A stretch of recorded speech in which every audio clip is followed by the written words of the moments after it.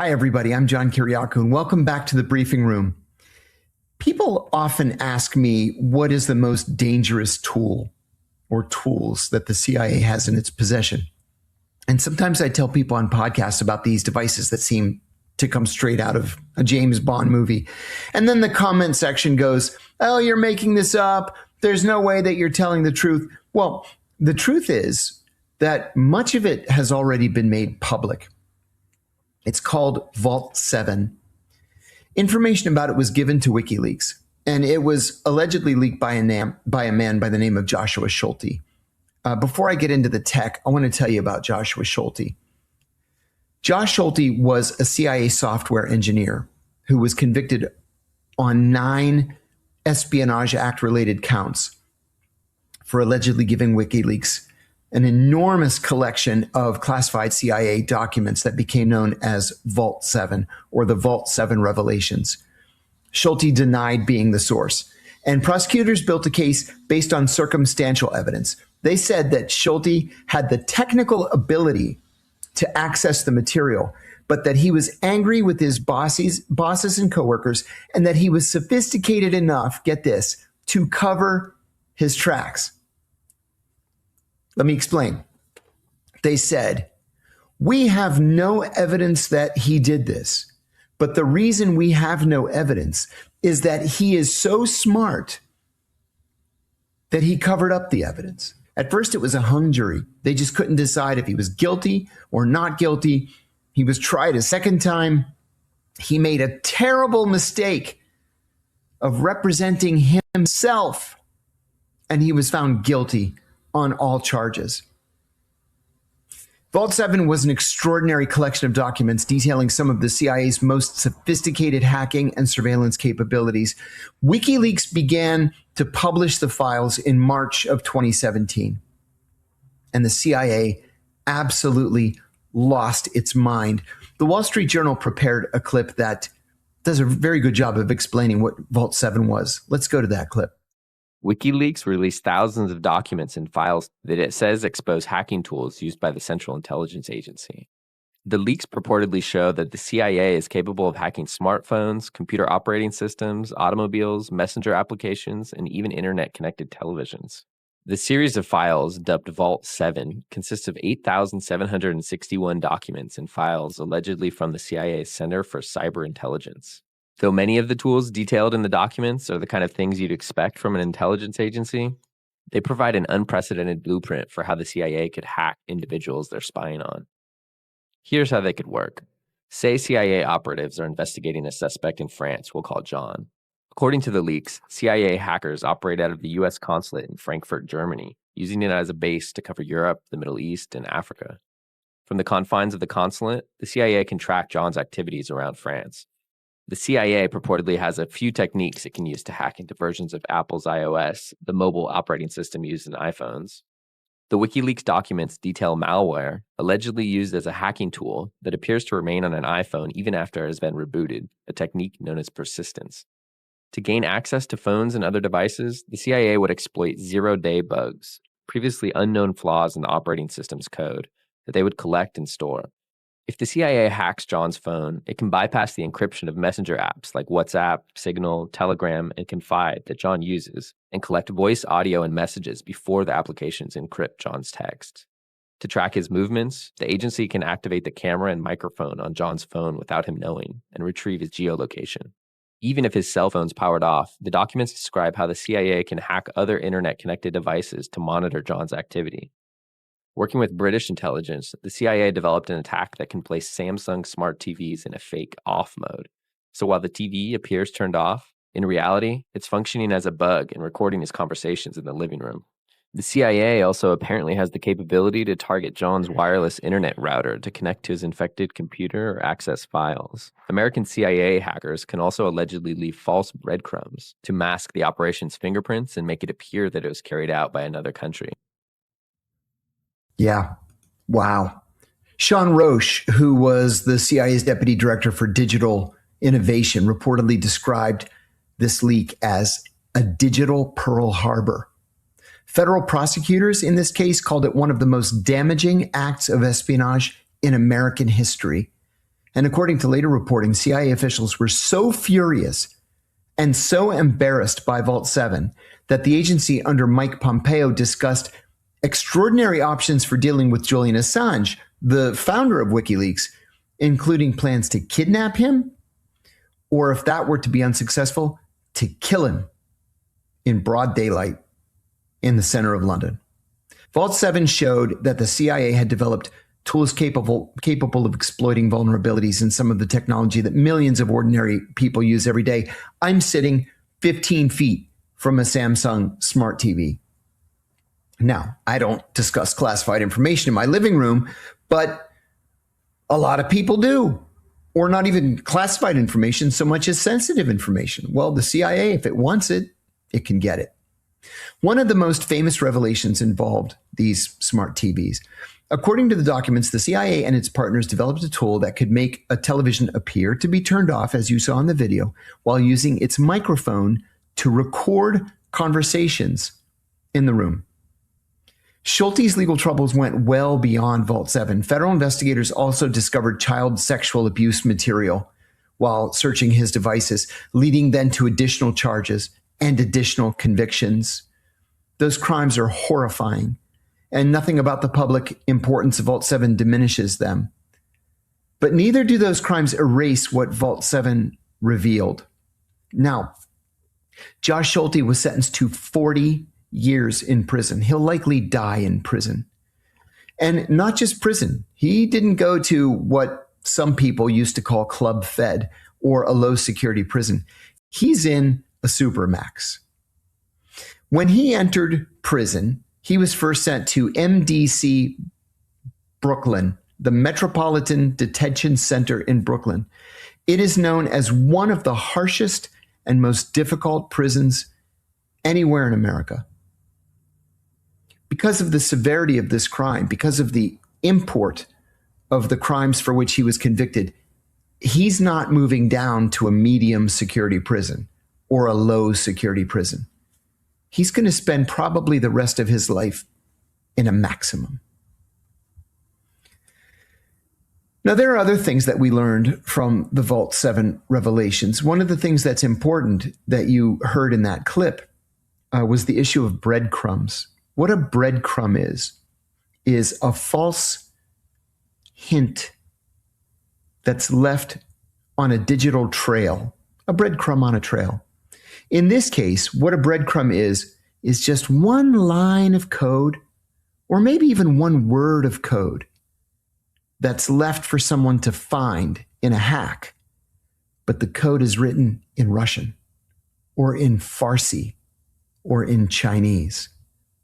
So it doesn't look like the Americans or the Brits did this hack. It looks like the Russians, the Iranians, or the Chinese did the hack.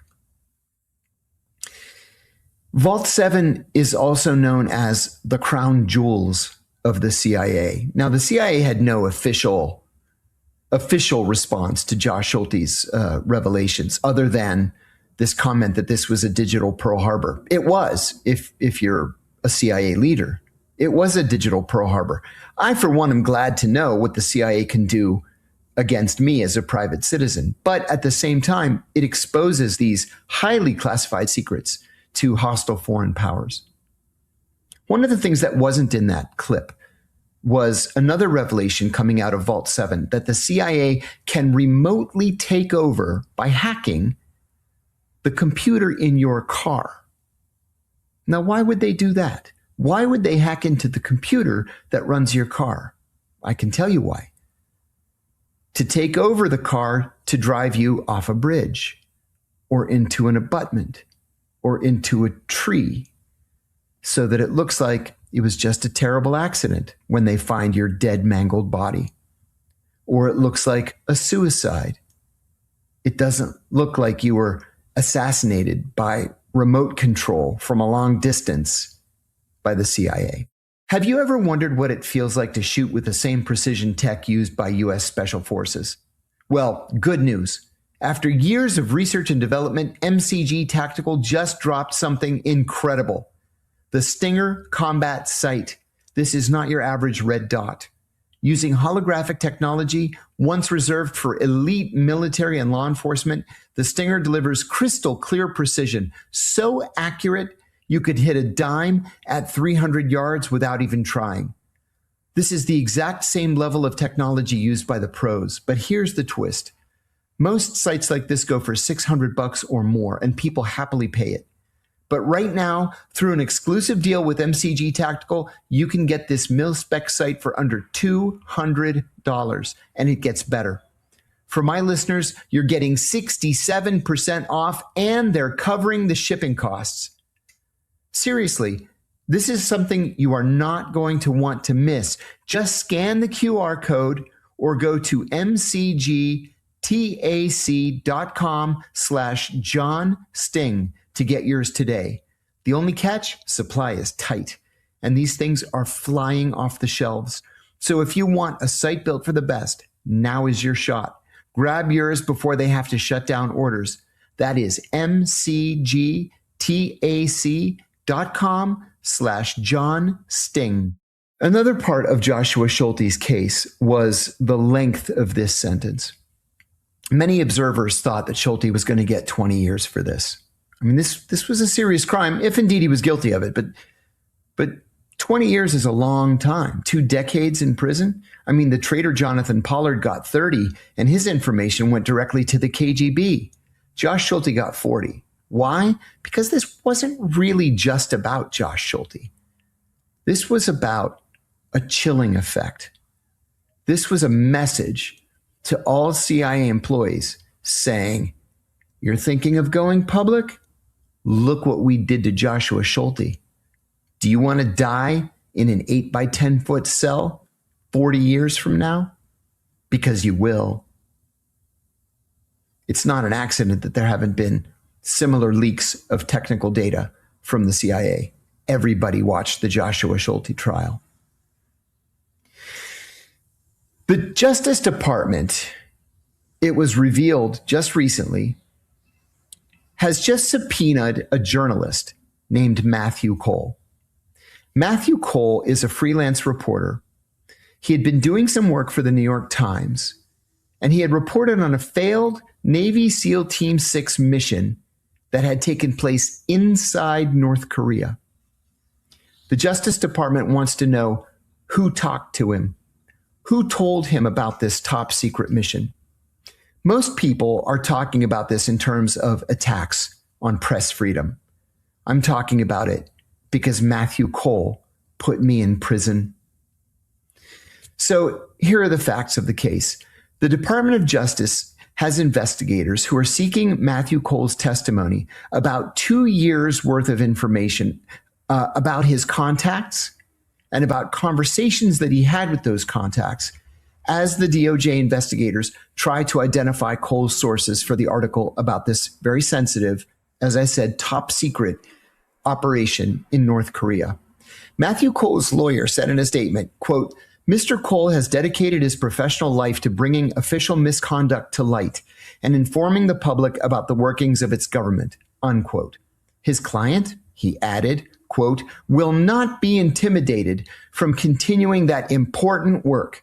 He will defend press freedom and the First Amendment from this administration's brazen attacks on journalists, and he will honor his commitment to his sources, unquote. That's bullshit. I'll get to that in a minute. As a refresher on his North Korea reporting that got him in trouble, Matthew Cole reported on this top secret mission in which U.S. Special Forces, specifically SEAL Team 6, the most sensitive of all the SEAL teams, was to plant an electronic listening device inside Kim Jong-un's office amid high-level nuclear talks with President Trump. It went horribly wrong. The mission was so secretive that SEAL Team 6 had to complete the mission in complete radio blackout. But when they had just gotten ashore, flashlights from a North Korean fishing boat pointed in their direction. They thought they were caught by North Korean military. They immediately shot up a boat full of fishermen. They swam over to the ship. They punctured their lungs, the lungs of the fishermen, so that they could drown their bodies and sink them to the bottom of the ocean to hopefully avoid getting caught. This was an immense embarrassment for the U.S. military. And it seemed like it had been leaked by sources with an axe to grind against SEAL Team 6 over frustration that they were attempting incredibly stupid operations and only getting publicity for the successful ones. Somebody ratted them out, and they ratted them out to Matthew Cole. Let me tell you about Matthew Cole. I used to work with Matthew Cole at ABC News. We both worked for Brian Ross in the investigative team. I was the counterterrorism commentator, along with Dick Clark, the former counterterrorism czar at the White House. Matthew was a junior investigative reporter, gathering content for Brian Ross to use in his reports. We weren't close. We were cordial to one another on those rare occasions when we would see each other. In 2008, in July, Matthew Cole called me, and he said that he was writing a book on something called the Abu Omar rendition. Abu Omar was a Muslim cleric in Milan, Italy, kind of a firebrand. And the CIA had gone to the Italians and said, we really don't like this guy, Abu Omar. We want you to help us kidnap him. And the Italians said, what, are you out of your minds? This guy hasn't committed any crime. Just because you don't like his sermons doesn't mean that he should be kidnapped. So the CIA just kidnapped him anyway, on their own. And when they kidnapped him, they sent him to Egypt. He's Egyptian. They sent him to Egypt specifically to be tortured. And the Egyptians tortured him for something like 9 months. And then they came back to the CIA and they said, look, this guy doesn't know anything. He's just a preacher. He doesn't like the United States, but he's not like Al-Qaeda. He's not a terrorist. He's just a preacher. And they let him go.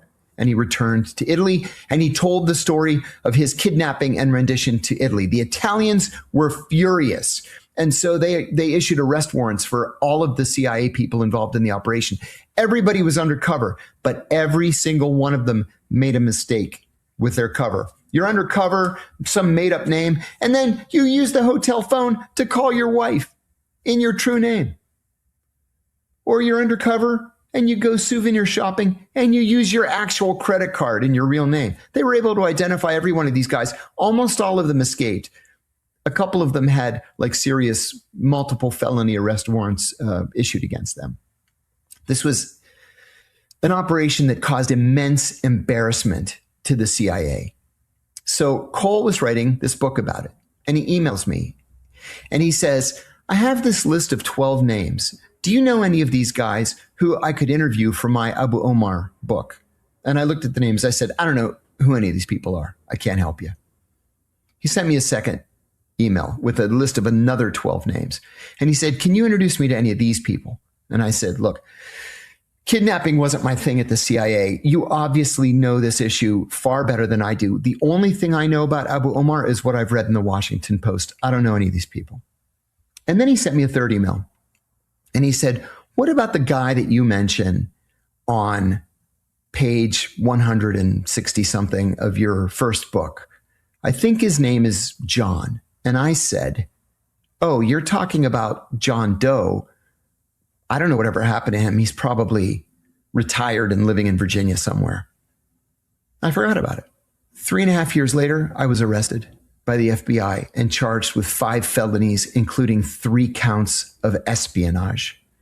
Espionage sometimes carries with it the death penalty. I was looking at 45 years in prison. Why? Because Matthew Cole was never writing a book about Abu Omar. In fact, the cover of the book, which he had sent me as a PDF, he just made it up on the internet. Matthew Cole was secretly working for the Guantanamo defense attorneys. And so he passed John Doe's name to the Guantanamo defense attorneys, and they wrote a classified motion asking the judge to allow them to depose John Doe. The judge recognized this as a leak. And so the judge turned the name over to the FBI. The FBI went to the Guantanamo defense attorneys and said, "Where'd you get this name?" And they said, "We got it from Human Rights Watch." And then they went to Human Rights Watch and said, "Where'd you get this name?" And Human Rights Watch said, "We got it from our investigator, John so-and-so." I don't remember his name anymore. And then they went to John so-and-so. "Where'd you get this name?" "I got it from Matthew Cole." And then they went to Matthew Cole. "Where'd you get this name?" He says, "John Kiriakou gave it to me. John Kiriakou was my source." And then they arrested me and changed the course of the rest of my life. I went to prison for 23 months because Matthew Cole ratted me out to the FBI and then to the grand jury. Now Matthew Cole is a champion of press freedom. He refuses to out his sources for this SEAL Team 6 book that he wrote, or article, or whatever it was. But it wasn't just me that Matthew Cole did this to. After he left ABC News, he was asked to leave ABC News because of my case. He couldn't be trusted as a journalist. He had lied. And he ended up at The Intercept. Well, Reality Winner was a translator at NSA.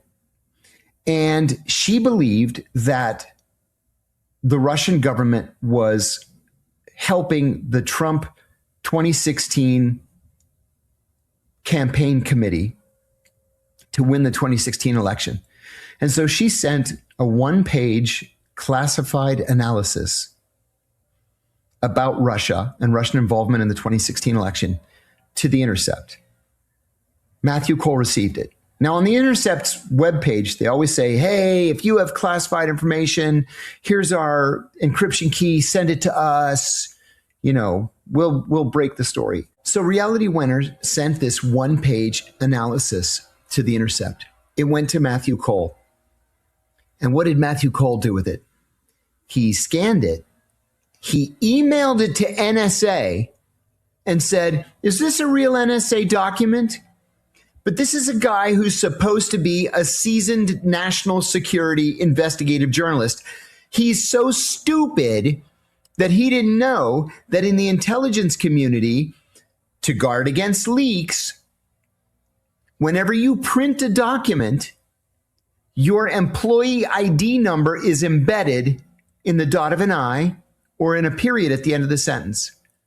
So all NSA had to do was blow up the document, look at the dot of the I, and it says, Reality Winner, and has her number. She was arrested 4 hours after Matthew Cole published the story.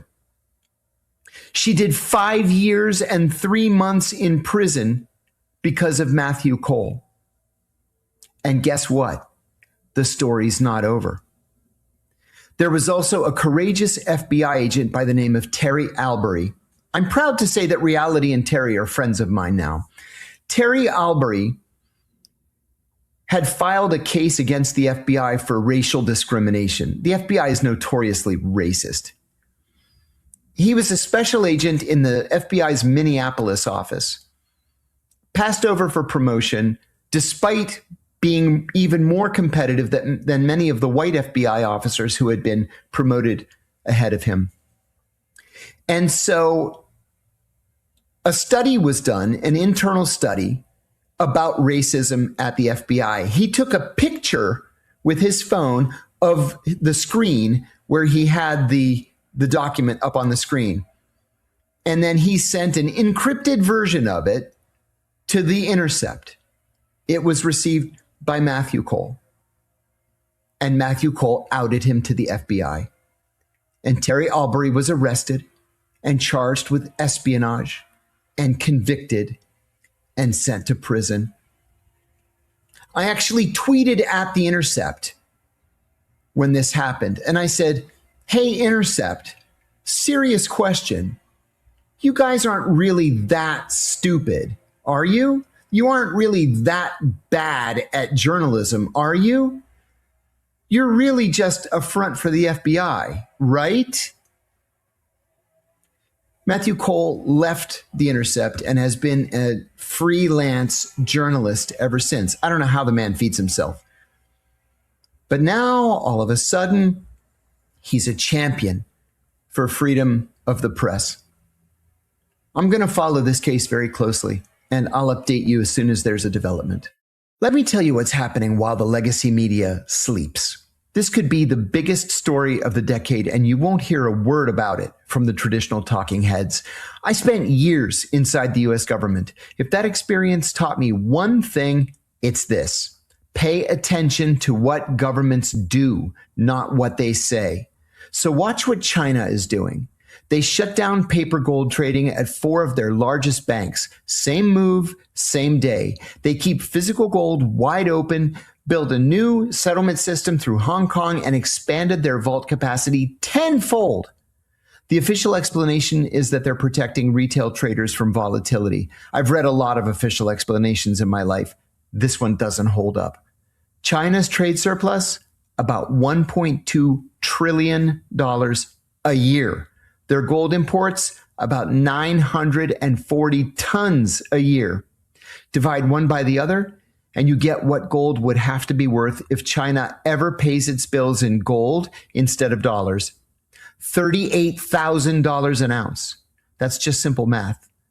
And what is our government doing while China prepares? It's printing trillions in interest on debt that they'll never repay. Every dollar they print out of thin air makes the dollars you saved your whole life worth less. Nobody voted for that tax, but everybody pays it, especially the savers and retirees who did everything right. I've seen how this works from the inside. The people in charge will not send you a warning letter. That's why I want to tell you about my friends at American Alternative Assets. They help everyday Americans protect their retirement with physical gold and silver. And they're one of the most trusted precious metals companies in the country. A+ rated with the Better Business Bureau. Over 50,000 Americans served, and a 100% US-based team. They put together a free report called The Day Money Changes Forever. Inside, you'll discover why gold could be headed to $38,000 an ounce and the easiest way to protect your life savings before the crowd catches on. A real US-based specialist walks you through it. No pressure. Get your free copy at johnlovesgold.com or call 888-GOLD-053. Don't wait for the official explanation. By then, it's already happened. There was a situation in Idaho earlier this week where a man walked into a fast food restaurant and just began opening fire on people. What I'm going to say is probably going to be a little controversial. And if you want to hate on me in the comments, go ahead and hate on me. But our Constitution gives us the right to bear arms.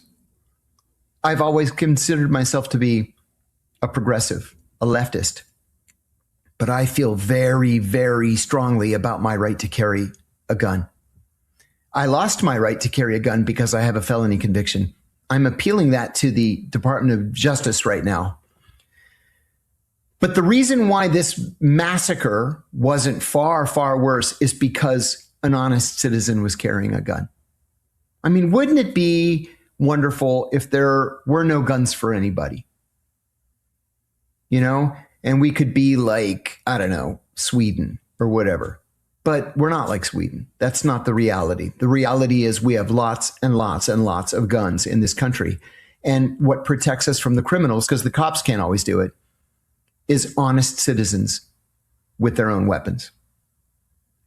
I think that this is going to be part of the broader debate, because this happens more frequently than most Americans realize. Now, when Donald Trump was inaugurated the second time, he ordered the Justice Department to begin reinstating the gun rights of felons who have no violence in their cases, no drugs in their cases, and no connection to organized crime. That's me. In April of 2025, the Justice Department issued a statement saying the president had given this order, that they were going to build a website, and you could go to the website and click on the link and fill out the form, and ATF would do an investigation and you'd get your gun rights back. They have not updated that since the day that they posted that message. And so I decided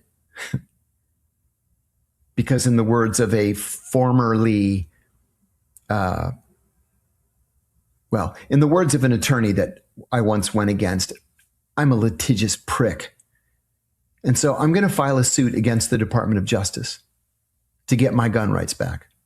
Now, a presidential pardon would give me my gun rights back.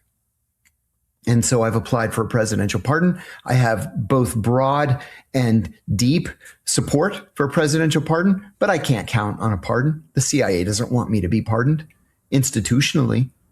I can't count on it. And so I'm going to go for my gun rights back. And that's another thing that I'm going to keep you updated on. I want to do something a little bit fun too. We're going to be ranking politicians on how good of a case officer I think they would be, how good of a CIA operations officer they would be, using what's called the S-tier rating system. I am told by my younger producer that S means you would be one of the best case officers in the whole CIA. Then it goes all the way down to F, which means you would probably be horrendous. You would probably sell state secrets to a foreign government for money, or you're sleeping with your source. So let's take a look, actually. Alexandria Ocasio-Cortez. Yeah, you know what? I'm going to be a nice guy, and I'm going to give her a C, because there's probably a certain kind of person who would be attracted to her as a case officer and would probably volunteer information to her. The next one is Hakeem Jeffries. I'm going to give Hakeem Jeffries a D, because Hakeem Jeffries is a know-it-all narcissist who cares only about his organization, right? His party. He doesn't really care about the greater good. I just don't trust the guy. Next, we have Ro Khanna. I like Ro Khanna very much. I'm going to give Ro Khanna an A. And I'll tell you why. I think Ro Khanna is one of these very few selfless people. Ro Khanna cares about the greater good. I think that he has the kind of personality where people want to be around him. And I think that would make him a successful case officer. Next, we have, I think that's Tom Massey. Thomas Massey, yes. I'm gonna say Thomas Massey is my S. I know Thomas Massey. We're very friendly with each other. We have a great friend in common, and so we all go to baseball games together. I was very disappointed that he lost his congressional race, but he's going on to bigger things. Thomas Massey is most definitely the kind of person that people want to be close to. He attracts that kind of attention, positive attention. I think he'd be a successful case officer. Next, we have Matt Gaetz. You might remember Matt Gaetz is a former congressman from Florida. He was briefly named as Attorney General of the United States, but then dropped out when Republican senators said that they wouldn't support him. But Matt Gaetz is another one of those people that people like to be around. He's very personable. I've come to know him quite well. And I'm going to put him next to Ro Khanna as an A. I think he would be a good case officer. Listen.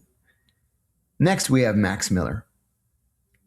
Max Miller, of course, is a Republican congressman from Ohio. Max Miller has been credibly accused of beating his wife, scalding her with hot water, and breaking the collarbone of their 2-year-old daughter. That is not the kind of person you want at the CIA. There's an internal rule at the CIA that if you have been credibly accused of spousal abuse or domestic abuse, you may not carry a gun. And if you're overseas and you're not allowed to carry a gun, you're no good to the CIA. He gets an F. I don't even know if we have F on our chart. He's an F. Most definitely. Next, we have Mike Johnson. Mike Johnson is the Speaker of the House. People who know Mike Johnson say he's a lovely person as a human being. He's a terrible politician, and arguably the weakest Speaker of the House in American history. The criticisms of Mike Johnson come mostly from Republican members of the House. And they say that his biggest negative is that he promises everything to everybody and then delivers on nothing. I'm going to put him at a D. He might be able to push some paper, but he would be a terrible case officer. Next, we have Jim Jordan. Jim Jordan is a powerful congressman from the state of Ohio. He's the chairman of I think it's the Judiciary Committee or the Homeland Security Committee in the House, something like one of the very big committees. I sort of have a love-hate thing going with Jim Jordan. He talks a tough game, but he doesn't really get a whole lot of things done. And one of the big problems that I have with Jim Jordan is before he was in Congress, he was the wrestling coach at Ohio State University. And wrestlers repeatedly went to him and said, "Coach, we're being sexually abused by the team doctor." And he did nothing to help them. Nothing. And so I think that as a case officer, he probably couldn't be trusted to live within the confines of the rules. I'm going to put him D. Next, we've got Gavin Newsom. Listen, as a human being, I loathe Gavin Newsom. I actually crossed paths with him recently at the White House Correspondents' dinner, the party. And I elected to not shake his hand. One of the reasons why I so loathe Gavin Newsom is that when he was the mayor of San Francisco and he was running for lieutenant governor of California, his best friend was running his campaign. And there was an incident where Newsom was supposed to appear at a debate and he said, "I just can't do it. I'm swamped. Too much going on. Can you represent me at the debate?" His best friend said, "Of course." He goes to represent Newsom at the debate. Newsom wasn't busy. Newsom was sleeping with his best friend's wife. And they got caught. And Newsom apologized to the people of California, not to his best friend for banging his wife and just upending a lifelong friendship. The wife resigned. She was working for Newsom too. They got divorced. But I don't know. The guy just has scumbag written all over him. I'm going to give him a D. Marjorie Taylor Greene. Marjorie Taylor Greene. I disagree with Marjorie Taylor Greene on 99% of the issues. I think she's not a serious person. I think that she has pulled down the level of debate on Capitol Hill. When she was on Capitol Hill, she's resigned effective January of this year.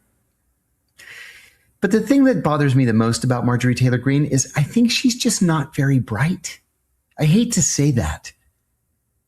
I think she's not very bright. And because of that, I don't think she could follow all the issues that a case officer needs to follow. And I'm going to put her in the D. Next, we have John Ossoff. John Ossoff is one of the senators from Georgia. Until about 6 months ago, I didn't really know a lot about John Ossoff. I've come to know a lot about John Ossoff, and I really like this guy.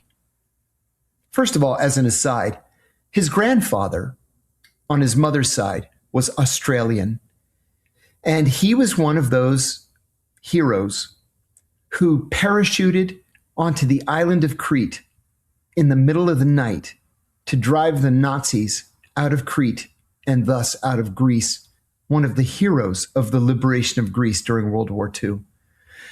I've also come to know John Ossoff as one of these rare people on Capitol Hill who is as honest as the day is long.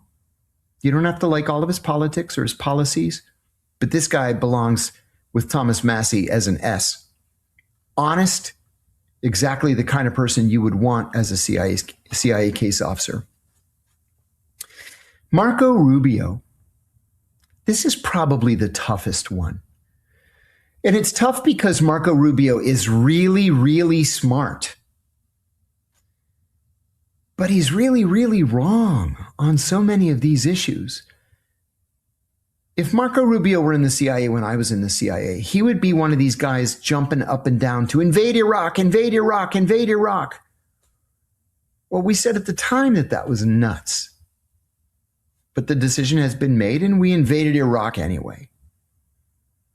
I fear that he would be one of those guys that would focus more on policy than on intelligence. I'm going to give him a C. And I'm giving him a C, that high of a grade, only because he's so bright.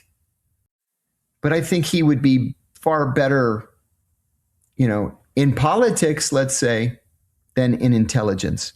I don't know. Should I put him lower than AOC? Maybe I should bump AOC up to a B. I'm going to bump AOC up to a B because I think she's better than Rubio, and Rubio deserves a C. Nancy Pelosi, I think Nancy Pelosi is one of the more dangerous figures in modern politics. I don't like her. I don't trust her. I think she is emblematic of exactly what's wrong with our political system right now. I'm not even going to talk about her. I'm just going to give her a D. Katie Porter is not even worthy of discussion. We're putting her in a D. I will discuss her for a minute. Katie Porter was a congresswoman from California.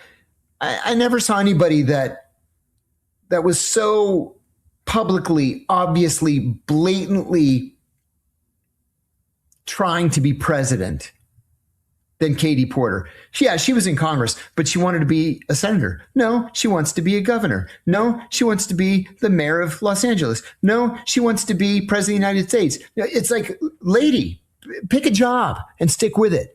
But the reason why I put her as a D is that she had a reputation as being one of the meanest members of Congress. She ended up having to drop out of the race for governor of California because she was so cruel to her staff. She would swear at them, berate them, throw things at them, call them names, humiliate them. And this kept leaking out. And this wasn't just, Joe Blow calling the Washington Post. This was a parade of current and former staff members saying that she was Satan. And so I think politically she's done. Oh, George Santos. Look, George Santos should never have been in Congress in the first place. George Santos is, God, he's a convicted felon. He's a well-known liar. Not just a liar. He's what psychiatrists call a fabulist, where he'll just make up a story, and not only a story, he'll make up like deep details of a story and present these intimate, intricate details as a major part of his life, and literally none of it ever happened. None of it. And then when called on the carpet, he just doubles down with another story. And none of this stuff ever happened. He's got to be an F. We don't have the F there, so we got to put him as a D. I have come to know Tucker Carlson very, very well. I consider Tucker to be a friend. Tucker has said about me, just like I say about Tucker, that we disagree on a whole lot of issues. Tucker's very conservative. I'm not. I mean, I guess I am on some things, but Tucker is one of the most honest and decent people I've ever known. Like I say, you can disagree with his politics, but he is one of the most honest and decent people I've ever known. A CIA case officer? I don't know. CIA director? He's an S. I would put him right up there at the very top. I think Tucker Carlson would be a fantastic CIA director. Yeah, give him an S. And next we have Vice President J.D. Vance. I actually have a lot of respect for J.D. Vance because of where he came from. I understand his path to conservatism. I disagree with it in a lot of ways, but I get it. I read his book, Hillbilly Elegy. I didn't see the movie, but the book was captivating. He's from southwestern Ohio, Appalachia, grew up poor. His mom was a drug addict. He was raised by his grandmother, for whom he had deep love and respect. I think I'm going to put him as an A because I think that just judging by the quality of his character, I believe that he could be trusted as a CIA case officer. Yeah. And last, we have Senator Mark Warner, the vice chairman of the Senate Intelligence Committee, former governor of Virginia. Mark Warner, I'm told, does not like me at all and doesn't think I should be pardoned. I'm going to put that aside. I've never met the man. We've never exchanged a harsh word, but I'm told he doesn't like me, and that's fine. With that said, he's very, very smart. He's a terrific manager. He's an accomplished leader, not just in government, but in private industry. And I think I'm going to have to put him up there at the top. I'm going to say S. I think he would actually be quite an excellent CIA director. And he's honest. We know that because he's been in public life for decades, and he's honest. So anyway, I think that's a pretty fair representation of where I stand on these people. Yeah, good. And we're going to do more of this. I think that's kind of fun. A couple of other little things that I wanted to mention, folks. There's a clip of me that's gone viral that I think deserves a little bit of explanation. JB, if we could, let's cut to that clip real quick. We're gonna send you someplace that you're not gonna like. And he's like, I'm not afraid of Guantanamo. I said, Guantanamo? I never said I was going to send you to Guantanamo. I'm gonna send you to Jerusalem. Okay, well, listen. When I was the chief of counterterrorism operations in Pakistan in 2002, I caught a guy who was particularly dangerous. This is not your run-of-the-mill Al-Qaeda fighter, making jihad against the Americans. This guy was near the top, particularly dangerous. And in my interrogation of him, and remember, I was always a hands-off guy. I treated people with respect because it was my experience that if you engage them in a conversation and you treat them with respect, 9 times out of 10, they're going to cooperate. This guy was a true believer. And he had obviously read and absorbed the Al-Qaeda training manual. He tried everything that the training manual told him to do. He pretended to faint, and he would fall off the chair, and then he would open one eye to see if I was looking at him, and I would say, get the fuck back on the chair. He pretended to have severe abdominal pain. I'm like, look, I read the training manual. I know you're faking it. And then he would stop. But he just would not cooperate. And he was harsh about it. He was like, I f you, I f your mother, I f your sister, I f your president. It's like, all right. And I said, listen, I'm the nicest guy you're going to meet here. My colleagues are not nice. So we could do this the easy way or we can do it the hard way. Totally up to you. And I said, and if you don't cooperate with me now, we're going to send you somewhere terrible. And he said, I'm not afraid of Guantanamo. I said, I'm not going to send you to Guantanamo. I'm going to send you to Jerusalem. Now, we don't send people to Jerusalem. We never did. I said it to scare him. And it scared him. And he talked. So nothing ever happened to him. We ended up sending him back to his own country to face the justice system there, which probably made him wish he had been in Guantanamo. But no, we don't send people to Jerusalem. I just felt like that clip deserved a little bit of context. And I want to say one last thing. Many of you have asked me about my watch, which is very funny to me. I love this watch. I bought this watch 26 and a half years ago, and it actually has a little bit of story. This is an Omega Seamaster 120. It's a nice watch. Let's see if you can. Yeah, there it is. Omega Seamaster 120. It was Christmas 1999. I was married to my first wife, and our marriage was not going well at all. And so there is no such thing as marriage counseling in Greece. We tried, it just didn't exist. We tried going to this priest, and he was just like yelling at her, just do what he says. He's the husband. And that just wasn't going to get us anywhere.